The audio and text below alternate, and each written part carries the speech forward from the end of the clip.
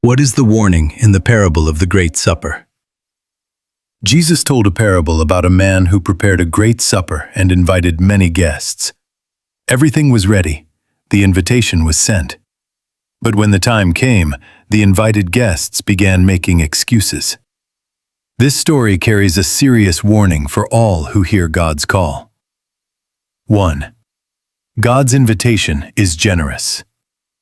The supper represents God's kingdom and salvation freely offered. The host prepared everything. Guests only needed to come. Salvation is God's provision, not human effort. Luke 14:16-17.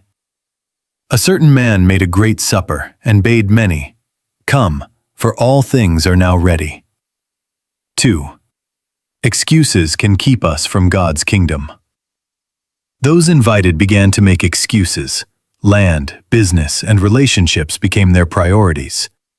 None of these things were sinful in themselves, but they became barriers.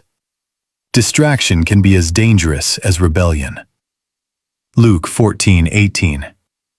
And they all with one consent began to make excuse. 3. Rejecting the invitation has consequences. The master became angry and invited others instead: the poor, the blind, and the outcast. Those who refused lost their place at the table. Ignoring God's call leads to missed blessing. Luke 14:21. Bring in hither the poor, and the maimed, and the halt, and the blind.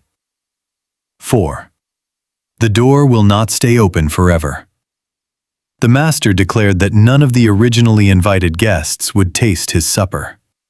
There is urgency in responding to God's invitation. Delay can become permanent rejection. Luke 14:24. For I say unto you, that none of those men which were bidden shall taste of my supper. The parable of the Great Supper warns us not to delay or excuse away God's call. Everything is ready. Will we respond? If you choose to accept God's invitation today, comment, "Lord, I accept your call."